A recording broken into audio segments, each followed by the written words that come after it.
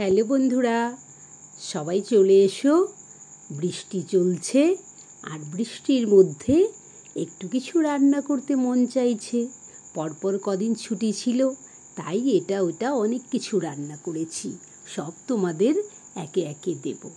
আজ চলো চিংড়ি মাছ দিয়ে গাটি কচু বা ছড়ি কচু আর আলু দিয়ে একটা কষা কারি তৈরি করে ফেলি। এই কচুগুলো খেতে কিন্তু দুর্দান্ত স্বাদের। চিংড়ি মাছগুলোকে নুন হলুদ মাখিয়ে রেখেছিলাম, এখন ভেজে নিচ্ছি।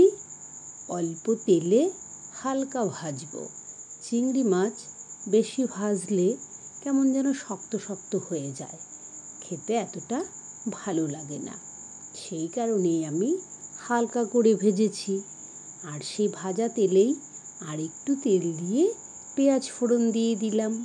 পেঁয়াজটা পরিমাণটা নিজের ইচ্ছে মতো দেবেন। কেউ পেঁয়াজ খেতে বেশি ভালোবাসে আর কেউ কম ভালোবাসে।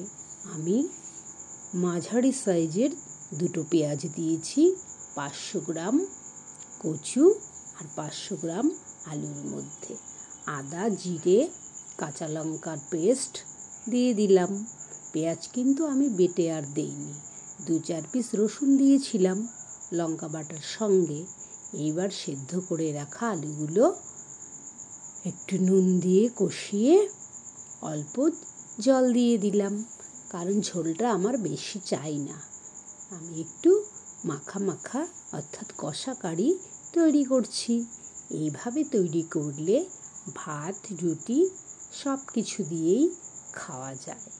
দেখো, বড় বড় মাছ, মাটন বা চিকেন কোনো কিছুর থেকে এটা কম নয়।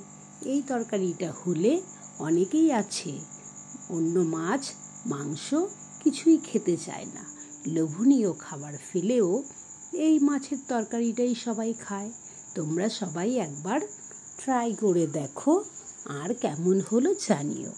এটা কিন্তু পেঁয়াজ রসুন ছাড়া করলেও ভালো লাগে। সবাইকে অনেক ধন্যবাদ ভিডিওটি দেখার জন্য।